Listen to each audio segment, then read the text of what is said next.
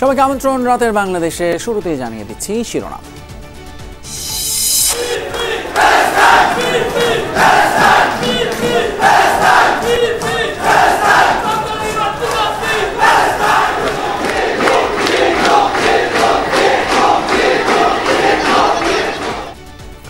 দীর্ঘ নাটকীয়তার পর জাকসুর ফল ঘোষণা। জিএস সহ 20 পদেই শিবিরের জয় জয়কার। ভিপি হয়েছেন স্বতন্ত্র শিক্ষার্থী প্যানেলের আব্দুর রশিদ জিতু। আমার প্রথম কাজ থাকবে যে যারাই নির্বাচিত হচ্ছে সবাইকে নিয়ে দলমত সকলকে নিয়ে একসাথে একটা ইনক্লুসিভ জাহাঙ্গীরনগর বিশ্ববিদ্যালয় গড়ে দেওয়া। জাহাঙ্গীরনগর বিশ্ববিদ্যালয়ের শিক্ষার্থীরা আমাদের উপর যে আমানতের ভার দিয়েছে, আমরা আগামী 1 বছর সেই আমানতের ভার যথাযথভাবে রক্ষা করব ইনশাআল্লাহ। ইতিহাস হয়ে থাকবে জাকসু নির্বাচন এবং ভোট গণনা। শিক্ষিকার মৃত্যু, বয়কট, পদত্যাগ আর সাংবাদিক সহ অনেকের নির্ঘুম রাত সাক্ষ্য দেবে অদক্ষতার। দেশে দীর্ঘ গণতন্ত্রহীনতা অনেকের মধ্যে জন্ম দিয়েছে অসহিষ্ণুতার, বললেন তারেক রহমান। পশুত্ব বর্জনই হোক সবার অঙ্গীকার। মানুষের অধিকার প্রতিষ্ঠার জন্য যেমন গণতন্ত্রের চর্চা বা সুরক্ষার প্রয়োজন, ঠিক একইভাবে কিন্তু প্রাণীর অধিকার নিশ্চিত করার জন্য বাস্তবতন্ত্রের সুরক্ষা প্রয়োজন। সংস্কার বাস্তবায়নে মত পার্থক্যে তৈরি হয়েছে নতুন সংকট। গোল টেবিল বৈঠকে অভিমত, আলোচনার পরই দেয়া হয়েছে রূপরেখা, দাবি ডক্টর আলী রিয়াজের। জুলাই সনদের আইনি ভিত্তি সহ 4 দফা দাবিতে যুগপৎ কর্মসূচি দেবে জামায়াত, এনসিপি সহ 7 রাজনৈতিক দল। শিগগিরই আনুষ্ঠানিক ঘোষণা। পদমর্যাদার অপব্যবহার করে বিয়ে করেছেন 17টি। যৌতুকের জন্য স্ত্রীদের উপর নির্যাতনও চালাতেন বরিশাল বিভাগীয় বন কর্মকর্তা।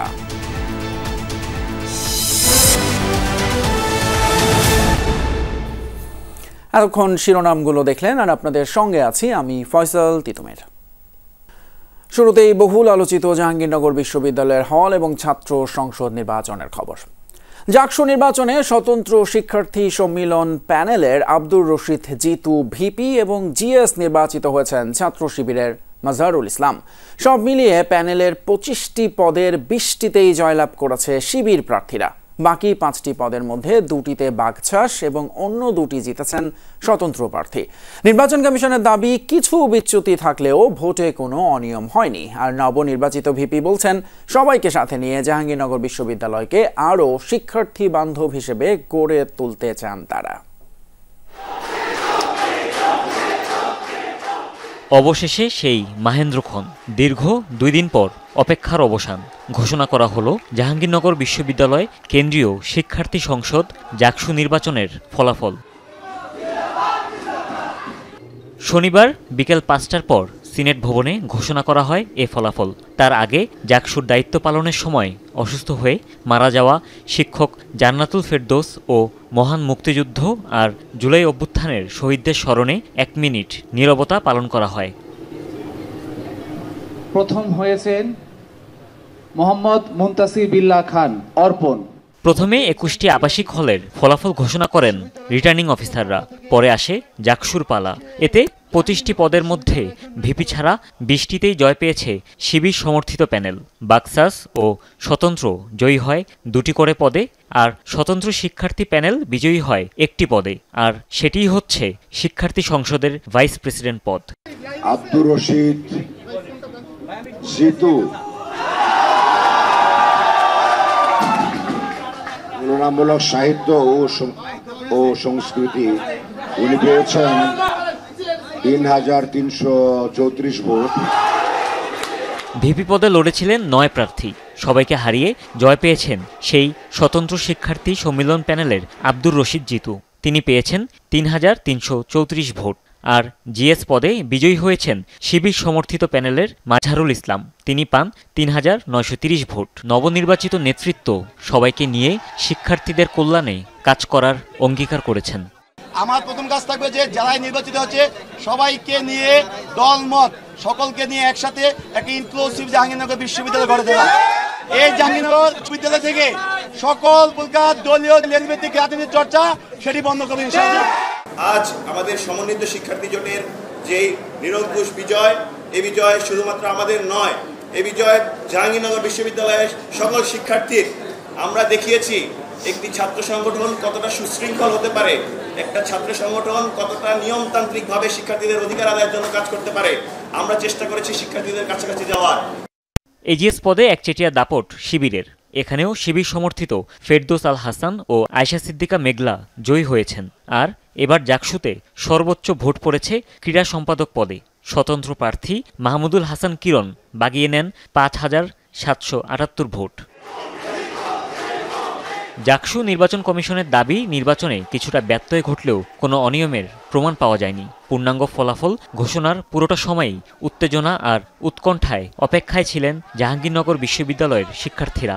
ফলাফল পেয়েই উচ্ছ্বাস প্রকাশ করেন সবাই। হুমায়ুন রশিদ, যমুনা নিউজ।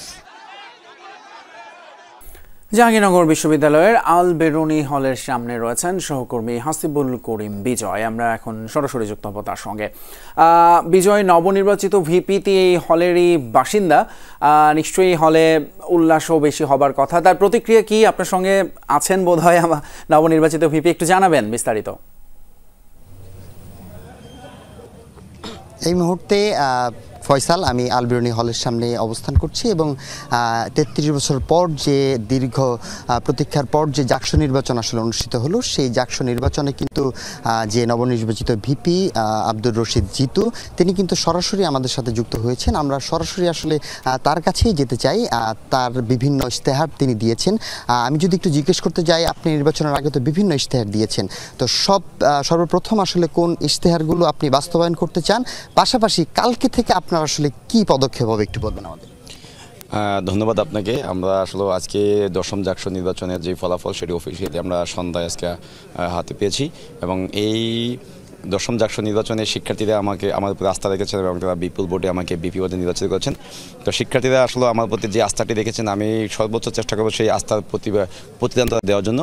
তো আমরা আসলে নির্বাচনের আগে অনেকগুলো ইশতেহার দিয়েছি। সেই আমাদের প্রথম যে ইশতেহারটি ছিল সেটি হলো এই ক্যাম্পাসকে সম্পূর্ণ নিরাপদ এবং একটি শিক্ষার্থী বান্ধব ক্যাম্পাস হিসেবে গড়ে তোলা। কারণ আমরা দেখেছি যে 5ই আগস্ট পরবর্তী সময়ে ক্যাম্পাসে যে নিরাপত্তা ব্যবস্থা এবং শিক্ষার্থীর সুষ্ঠু পরিবেশ, এটি কিন্তু অনেকটাই বিঘ্নিত ছিল। তো আমাদের শিক্ষার্থীদের স্বাভাবিক শিক্ষার পরিবেশ নিশ্চিত করার জন্য এই কাজটি আমরা প্রথমত করব। পাশাপাশি আমাদের অনেকগুলো ইশতেহার আছে, আমরা ধাপে ধাপে সবগুলো বিষয় আমরা করার চেষ্টা করব। আমাদের কাছে আরেকটি বিষয় হলো যে ক্যাম্পাসগুলো থেকে আমরা যে দলীয় যে লেজভিত্তিক রাজনীতির চর্চা হয় দীর্ঘদিন যাবত দেখেছি, সেগুলোকে আমরা রোধ করার চেষ্টা করব।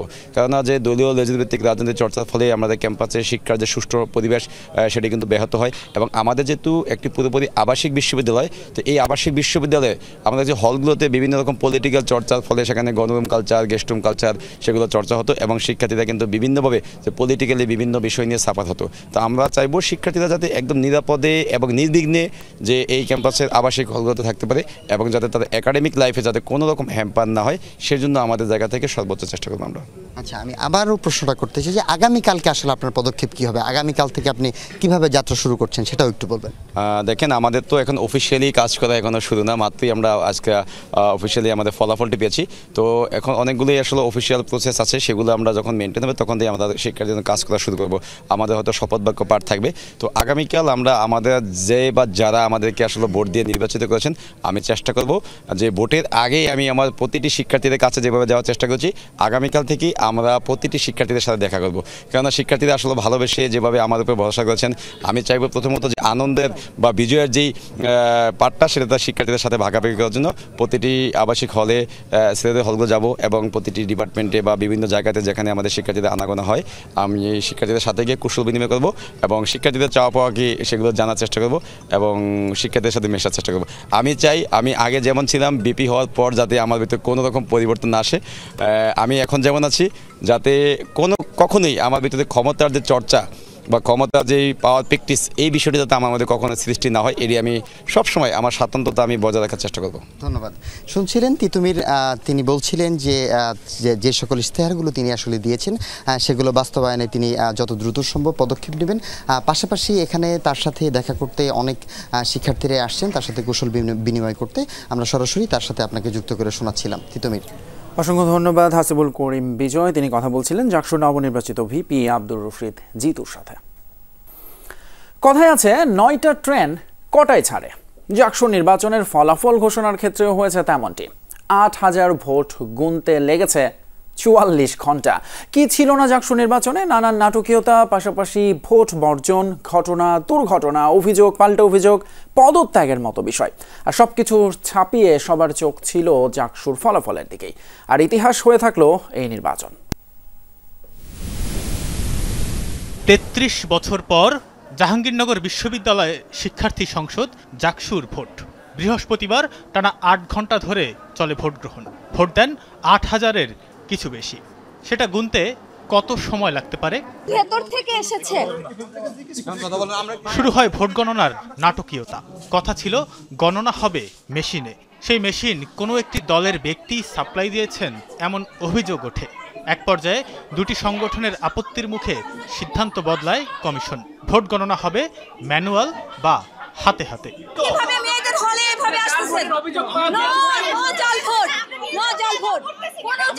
এটা একটা পরিপূর্ণ কারচুপির নির্বাচন, প্রহসনের নির্বাচন। আমরা দাবি করেছিলাম জামাত নেতার ছাপানো ব্যালট বাদ দিয়ে নির্বাচন করতে। ভিসি ও রিটার্নিং অফিসার আমাদের দাবি মানেন নাই। 21টি হল সংসদ ও কেন্দ্রীয় সংসদের ভোট গণনা শুরু হয় বিশ্ববিদ্যালয়ের সিনেট ভবনে। এই শুরুর যেন আর শেষ নেই। ফলাফলের অপেক্ষায় অধীর প্রার্থী ভোটাররা। হঠাৎ সিদ্ধান্ত পরিবর্তনে দ্বিধান্বিত শিক্ষকরা কোনো মতে ভোট গুনে শেষ করতে পারলেই যেন হাফ ছেড়ে বাঁচেন। জানান আপত্তি। এইভাবে যদি কাউন্টিং হয় আরো 3 দিন লাগবে। শিক্ষকের কি পরিবার নাই, তার কি শারীরিক অসুস্থতা, মানসিক স্ট্রেস নাই? এটা আমরা চাই না। আমরা মেশিনের মাধ্যমে হতে হবে, তাহলে আমরা রিটার্নিং কর্মকর্তারা আমরা এটা করতে পারবো না। ঘন্টার পর ঘন্টা চলে যায়, দিন পেরিয়ে রাত হয়, ভোর হয়, ফলাফলের দেখা নেই। ভোটের দিনের আমেজ ততক্ষণে ফিকে হয়ে আসে। হলে ফিরে যায় শিক্ষার্থীরা। টানা পরিশ্রমে আইন শৃঙ্খলা বাহিনীর সদস্যদেরও নাকাল অবস্থা। অপেক্ষায় সারা দেশের মানুষ। তাদের কাছে খবর পৌঁছে দিতে অপেক্ষায় গণমাধ্যম কর্মীরাও। খাওয়া নেই, ঘুম নেই, একটু পরপর সংবাদ জানাচ্ছেন তারা। একটাই প্রশ্ন, কখন ফুরবে অপেক্ষা? একটাই উত্তর, চলছে ভোট গণনা। কিন্তু তারা অধীর আগ্রহে আসলে অপেক্ষা করছেন কখন শেষ হবে গণনা। 8,000 ভোট গুনতে আর কত সময়? একবার এক এক রকম উত্তর আসে জাকসুর নির্বাচন কমিশন থেকে, কিন্তু কোনো কথাই আর বাস্তবে মেলে না। শুক্রবার দুপুরে কমিশন জানায় সন্ধ্যার মধ্যে ফল হবে। সে সন্ধ্যাও পেরিয়ে যায়, তখনও ভোট গণনায় কোনো অগ্রগতিই নেই। আমরা বিশ্ববিদ্যালয় থেকে শুরু করে জাতীয় পর্যায়ে পর্যন্ত গণতন্ত্র ফিরিয়ে আনতে চাই। আশা করি আজকে রাতের মধ্যেই আমরা ভোট গ্রহণ সম্পূর্ণ করে ফলাফল ঘোষণার ব্যবস্থা গ্রহণ করতে পারব। সে সন্ধ্যা পেরিয়ে রাত শেষে আসে শনিবার সকাল। তখনও বাকি আরও 5 হলের ভোট গণনা। দুপুরেই ফল ঘোষণার কথা জানান এক কমিশনার। আর 2 ঘন্টা পর প্রধান নির্বাচন কমিশনার জানান ঘোষণা হবে সন্ধ্যা 7টায়। হঠাৎ বিকেল 4টায় জানানো হয় সন্ধ্যায় নয়, একটু পরই কাঙ্ক্ষিত ফলাফল ঘোষণা করবেন তারা। সে কথাও রাখতে পারেননি জাবি প্রশাসন। শেষমেশ ফলাফলের মুখ দেখা যায় বিকেল 5:30টায়। প্রায় 3 দিনের এই ম্যারাথন নির্বাচনী প্রক্রিয়ারও যেন তখন শেষ নেই। নির্বাচন কমিশনের একজনের দীর্ঘ বক্তব্যে ভেঙে যায় ধৈর্যের বাঁধ। আমি কি বেশি কথা বলছি? আপনারা এভাবেই নানা নাটকীয়তার মধ্য দিয়ে শেষ হয় জাকসুর নির্বাচন ও ফলাফলের ঘোষণা। তানভীর সিদ্দিক, টিপু, যমুনা নিউজ। দীর্ঘদিন দেশে গণতন্ত্র না থাকায় অনেকের মাঝেই অসহিষ্ণুতা জন্ম নিয়েছে। রাজধানীর চীন মৈত্রী সম্মেলন কেন্দ্রে আয়োজিত প্রাণী এবং প্রাণের মিলন মেলা অনুষ্ঠানের উদ্বোধনের পর একথা বলেন বিএনপির ভারপ্রাপ্ত চেয়ারম্যান তারেক রহমান। পশু পাখি জৈব বৈচিত্র্য রক্ষায় যত্নবান হওয়ার আহ্বান জানিয়ে তিনি বলেন, মানুষের অসচেতনতার জন্যই সারা বিশ্বে অনেক প্রাণী বিলুপ্তির পথে। এই অনুষ্ঠানে অংশ নেন সাবেক ক্রিকেটার তামিম ইকবাল সহ বিভিন্ন শ্রেণী পেশার মানুষ।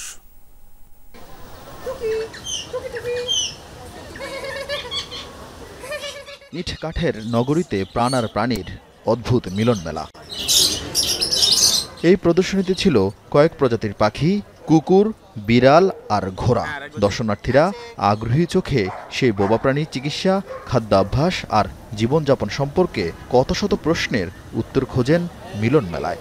মানুষ আর প্রাণীর আদিমের সম্পর্ক দেখা গেল রাজধানীর চীন মৈত্রী সম্মেলন কেন্দ্রে। নানা বয়সী মানুষের অংশগ্রহণে পুরো আয়োজন রূপ নেয় ভিন্ন আবহে। যারা আমরা প্রাণ ভালোবাসি তাদের কাছে অনেক বড় একটা বিষয়।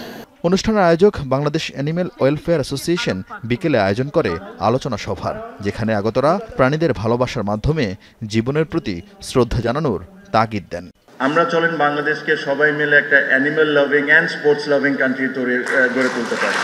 আনপ্ল্যান্ড প্ল্যানিং অফ আরবানাইজেশন হচ্ছে একটা অন্যতম বড় উপাদান এনভায়রনমেন্টকে নষ্ট করার। অনুষ্ঠানে রাজনীতির চেনা চরিত্র থেকে বেরিয়ে প্রাণী রক্ষায় রাষ্ট্রের গুরুত্ব তুলে ধরেন বিএনপির ভারপ্রাপ্ত চেয়ারম্যান তারেক রহমান। এরই মধ্যে পশুপ্রেমী হিসেবে পরিচিত পাওয়া এই নেতা প্রতিশ্রুতি দিলেন সময়োপযোগী আইন করার।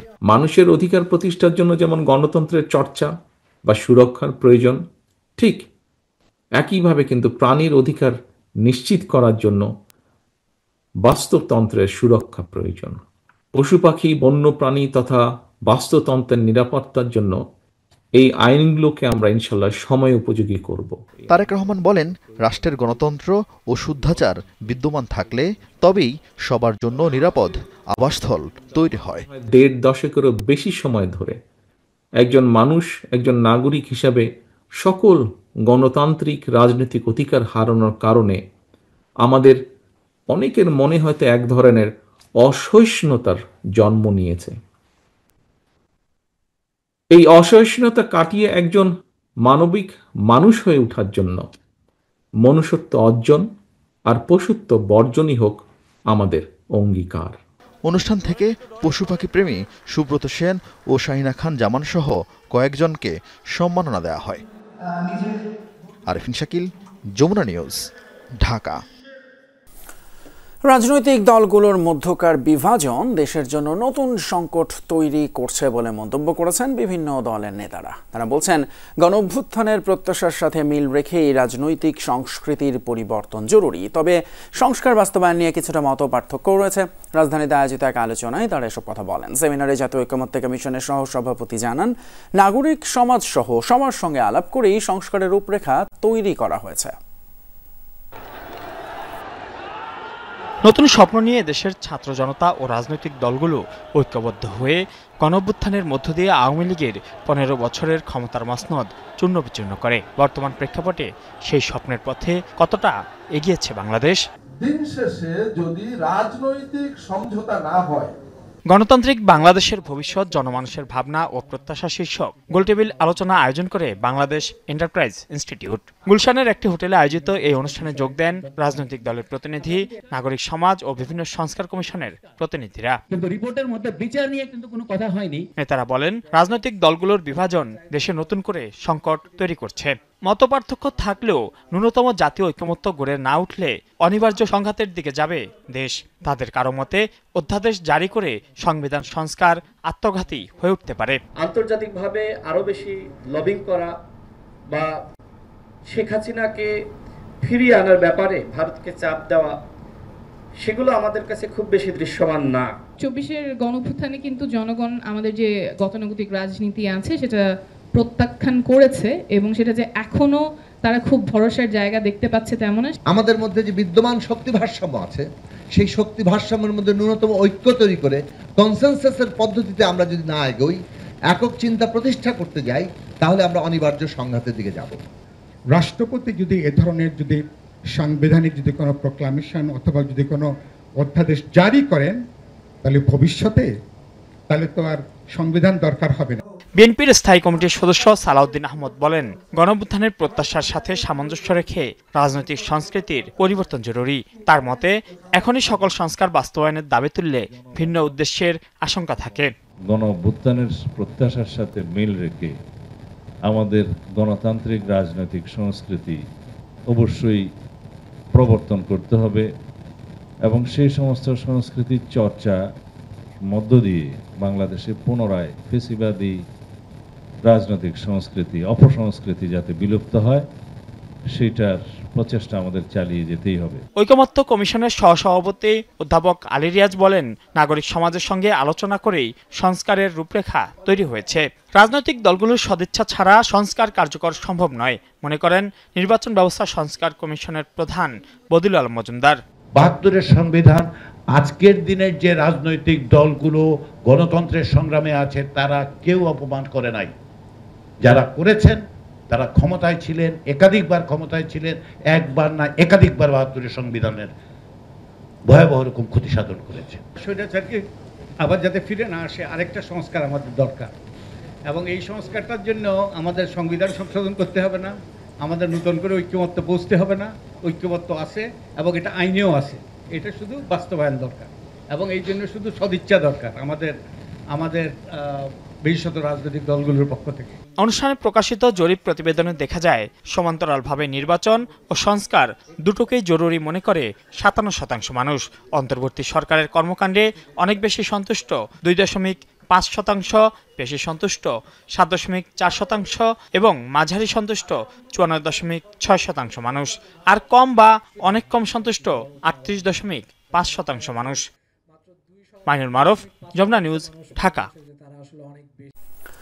জুলাই সনদের আইনি ভিত্তি বাস্তবায়ন সহ এর ভিত্তিতে জাতীয় সংসদ নির্বাচনের আয়োজন, জাতীয় পার্টি এবং ১৪ দলীয় জোট নিষিদ্ধ সহ ৪ দফা দাবিতে জামায়াতে ইসলামী, গণ অধিকার পরিষদ সহ ৭টি দল একসাথে কর্মসূচি ঘোষণা করবে। আর এসব দাবির সাথে সহমত এনসিপি। শিগগিরই এই বিষয়ে সংবাদ সম্মেলন করবে দলগুলো।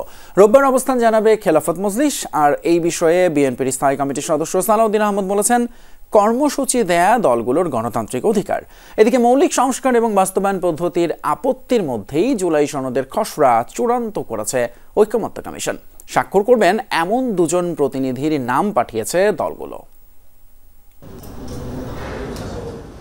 তত্ত্বাবধায়ক সরকার গঠন, রাষ্ট্রপতি নির্বাচন ও ক্ষমতা, প্রধানমন্ত্রীর দলীয় প্রধান না হওয়া, সাংবিধানিক প্রতিষ্ঠানগুলোর গঠন সহ ঐকমত্য কমিশনের বেশ কয়েকটি সুপারিশে ২৭টি নোটস অব ডিসেন্ট দিয়েছে রাজনৈতিক দলগুলো। জুলাই সনদ বাস্তবায়নের প্রক্রিয়া নিয়ে দলগুলোর মতভেদ প্রকট। এসব কিছুর মধ্যেই স্বাক্ষরের জন্য কমিশনের কাছে ২ জন প্রতিনিধির নাম পাঠিয়েছে রাজনৈতিক দলগুলো। যেখানে জুলাই সনদ কার্যকর হওয়া নিয়ে দলগুলোর মধ্যেই আপত্তি আছে, সেখানে কমিশনের বাইরে গিয়ে সংসদ নির্বাচনে পিআর পদ্ধতির নতুন দাবি জামায়াতে ইসলামী সহ কয়েকটি দলের। আমরা লোয়ার হাউসেও চাই, কারণ লোয়ার হাউস না হলে আপার হাউসে এটার ইফেক্টিভিটি তেমন থাকবে না, এবং এটা এখন আমরাই শুধু চাচ্ছি না, জনগণ চাচ্ছে। জুলাই সনদের আইনি ও সাংবিধানিক ভিত্তি দিতে বিশেষ সাংবিধানিক আদেশ বা গণভোট বা গণপরিষদ নির্বাচনের দাবি জামায়াতে ইসলামী ও এনসিপির। এদিকে সনদ বাস্তবায়ন করবে জাতীয় সংসদ, অনড় বিএনপি। লেভেল প্লেইং ফিল্ড নিশ্চিত, জাতীয় পার্টি এবং ১৪ দলীয় জোট নিষিদ্ধ চায় জামায়াতে ইসলামী, এনসিপি, গণ অধিকার পরিষদ সহ ৮টি দল। দাবি আদায়ে একসাথে কর্মসূচির সিদ্ধান্ত নিয়েছে কয়েকটি দল। নতুন সংবিধানের ব্যাপারে ঐক্যমত্যের ভিত্তিতে নির্বাচন আয়োজন হয়, তাহলে জাতীয় নাগরিক পার্টি যে কোনো সময় সেই নির্বাচনে অংশগ্রহণ করার জন্য প্রস্তুত। আন্দোলন কর্মসূচি রাজনৈতিক দলের অধিকার বলেছেন বিএনপির স্থায়ী কমিটির সদস্য সালাউদ্দিন আহমেদ। ঐকমত্যের ভিত্তিতে জাতীয় প্রতিশ্রুতি হিসাবে স্বাক্ষরিত হবে এবং দলগুলো তার নির্বাচনী ইশতেহারে সেটা প্রতিফলন অথবা উল্লেখ করবে। সংবিধান বহির্ভূত স্পেশাল কনস্টিটিউশনাল অর্ডার অথবা এক্সট্রা কনস্টিটিউশনাল অর্ডার যেগুলো জারি করার কথা বলছে, সেটার এখতিয়ার কারণ নেই। যারা দ্বিমত পোষণ করছে, করতেই পারে, সেটা তাদের গণতান্ত্রিক এখতিয়ার, এবং সেই প্রশ্নে তারা যে আন্দোলন করার কথা বলছে বা প্রতিবাদ করা বলছে, সেটাও তাদের ডেমোক্রেটিক রাইট। এখন জনগণ যদি সেটা গ্রহণ করে, সেটা তখন দেখা যাবে। ফেব্রুয়ারির প্রথমার্ধে নির্বাচন চায় রাজনৈতিক দলগুলো। সে হিসেবে হাতে সময় প্রায় ৫ মাস। রাজনৈতিক বিশ্লেষক দলগুলোর কেউ কেউ মনে করছেন, ডাকসু ও জাকসু নির্বাচনের পর দাবি আদায়ে চাপ বাড়াতে পারে জামায়াত ইসলাম, ছানা দেয়ার অবস্থানে থাকতে পারে বিএনপি। সেক্ষেত্রে ভবিষ্যৎ রাজনীতির মাঠ কতটা মসৃণ থাকবে এবং ঘোষিত সময়ে নির্বাচন আয়োজনে কোনো প্রভাব পড়ে কিনা, সেই শঙ্কা উড়িয়েও দেয়া যায় না। রাজনৈতিক সমঝোতা না হলে ঐকমত্য কমিশন যাই করুক, তার বাস্তবায়ন সম্ভব হবে না মনে করে কমিশনও।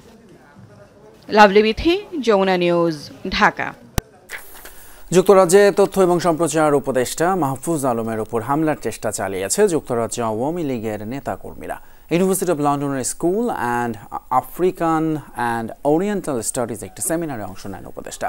বের হওয়ার সময় দেশটিতে নিযুক্ত বাংলাদেশের হাই কমিশনারের গাড়ির উপর চড়াও হয় যুক্তরাজ্য আওয়ামী লীগের বেশ কয়েকজন নেতাকর্মী। পথ রোধে গাড়ির সামনে অনেকে শুয়েও পড়ার চেষ্টা করেন। লন্ডন পুলিশের তৎপরতায় তাদের সেই চেষ্টা ব্যর্থ হয়। পরে হাই কমিশনারের গাড়ি লক্ষ্য করে ডিম নিক্ষেপ করা হয়। এ সময় গাড়িটিতে উপদেষ্টা মাহফুজ আলম ছিলেন না এ তথ্য নিশ্চিত করেছে বাংলাদেশ হাই কমিশন। সেমিনার শেষে তিনি অন্য গাড়িতে ক্যাম্পাস ত্যাগ করেন।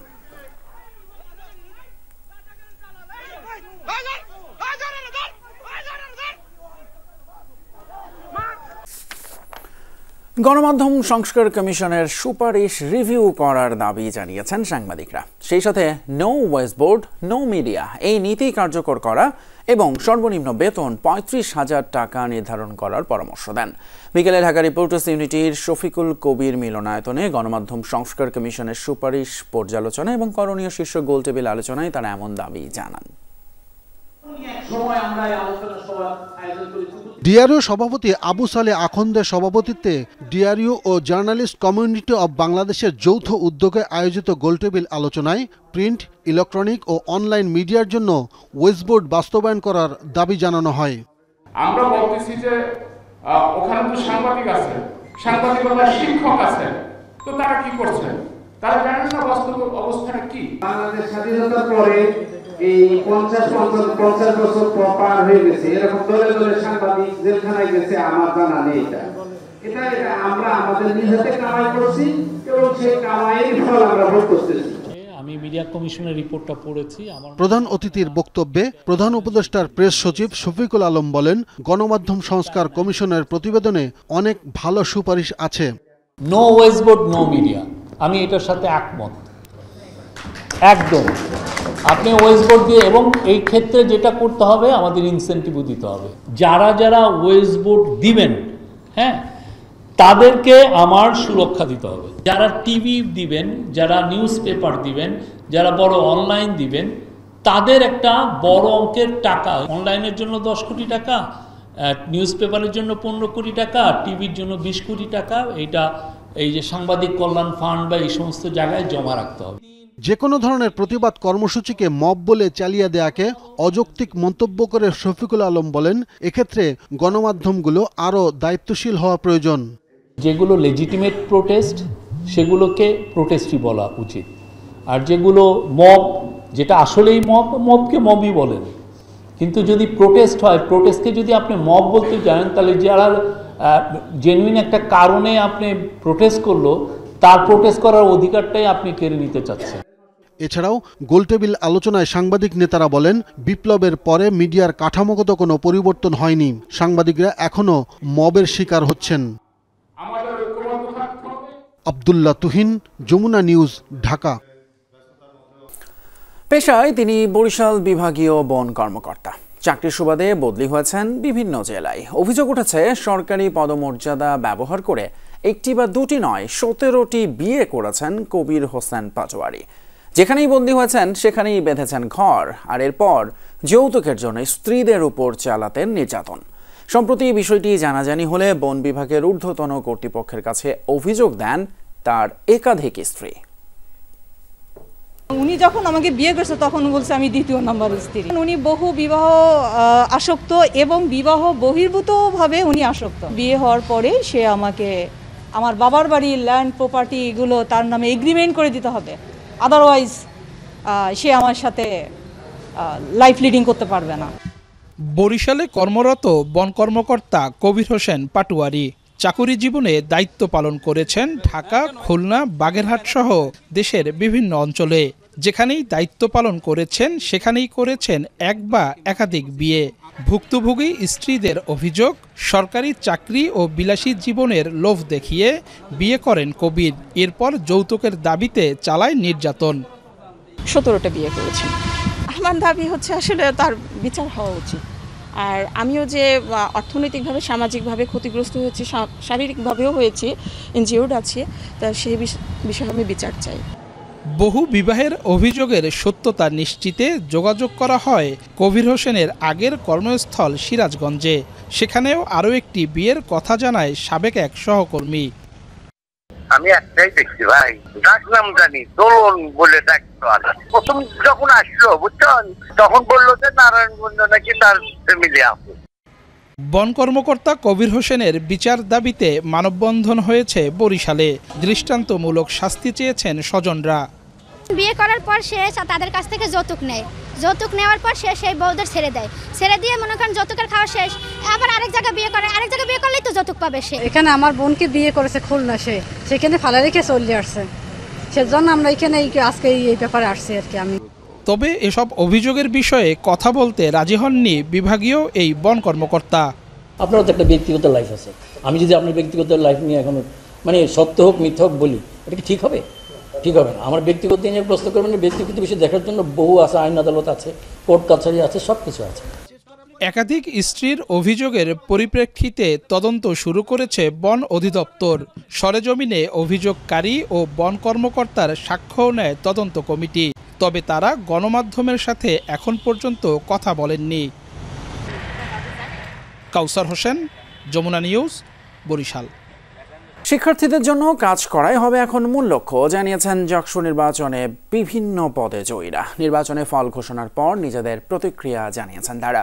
বিশ্ববিদ্যালয়ের কেন্দ্রীয় মসজিদে শুকরিয়া সেজদা দিতে যান শিবিরের জয়ী প্রার্থীরা। ছাত্র শিবিরের কেন্দ্রীয় সভাপতি বলেছেন, ডাকসুর পর জাকসুতে জয়ের পেছনে কাজ করেছে শিক্ষার্থীদের মানসিকতা বুঝতে পারার সক্ষমতা। ভোটের ফলাফল পেয়েই জাহাঙ্গীরনগর বিশ্ববিদ্যালয়ের কেন্দ্রীয় মসজিদে ছাত্র শিবিরের বিজয়ী প্রার্থীরা। সেখানে শুকরিয়া সেজদা দেন তারা। জয়ের পর প্রার্থীরা জানান, শিক্ষার্থীদের জন্য কাজ করাই হবে এখন তাদের মূল লক্ষ্য। আমাদের ক্যাম্পাসে শিক্ষার পরিবেশ যাতে যেরকম স্বৈরাচারের আমলে শিক্ষার পরিবেশ যেরকম নষ্ট হয়েছিল, এরকম যাতে পুনরায় রিপিট না হয়, যে অবস্ট্রাকলগুলো আছে এগুলা মোকাবেলার জন্য আমি সবসময় প্রস্তুত থাকব। দীর্ঘ সময় পর ফলাফল ঘোষণা, সাথে ছিল কারচুপির অভিযোগও। কিন্তু বিজয়ীরা জানান, শিক্ষার্থীরা উপভোগ করেছেন নির্বাচন, ছিল না কোনো অনিয়ম। এই নির্বাচনের এই যে উৎসবমুখর পরিবেশ, এটা আসলে প্রমাণ করে এই নির্বাচন সুষ্ঠু নির্বাচন ছিল, এই নির্বাচনে কোনো কারচুপি ছিল না। এই নির্বাচন বিশ্ববিদ্যালয়ের শিক্ষার্থীরা ফেস্টিভ্যালি এনজয় করেছে। এদিকে এমন জয়ের পর শিক্ষার্থীদের ধন্যবাদ জানিয়েছে বিজয়ীরা। লক্ষ্য শিক্ষার্থীদের জন্যই নিজেদের উজাড় করে দেয়া। শিক্ষার্থীরা সত্যের পক্ষে রায় দিয়েছে, সুন্দরের পক্ষে রায় দিয়েছে। আজকে শিক্ষার্থীরা সকল অন্যায়ের বিরুদ্ধে, সকল জুলুমতান্ত্রিকতার বিরুদ্ধে রুখে দিয়ে আজ শিক্ষার্থীরা সত্যকে গ্রহণ করে নিয়েছে। ক্যাম্পাসের সকল শিক্ষার্থীরা আমাকে বিপুল ভোটে বিজয়ী বানিয়েছে। আমি মনে করি এটা আমার কাছে তাদের যে ম্যান্ডেট, এটা আমার কাছে আমানত। তারা আমাকে একটা পদ আমানত হিসেবে দিয়েছে। ইনশাল্লাহ আমি চেষ্টা করব আমার পদে সঠিক ইউটিলাইজ করার। এদিকে এমন জয়ের পর জাহাঙ্গীরনগর বিশ্ববিদ্যালয়ে হাজির ছিলেন ছাত্র শিবিরের কেন্দ্রীয় কমিটির সভাপতিও। বলেছেন, শিক্ষার্থীরা কি চায় সেটা বোঝার চেষ্টা করেছে ছাত্র শিবির।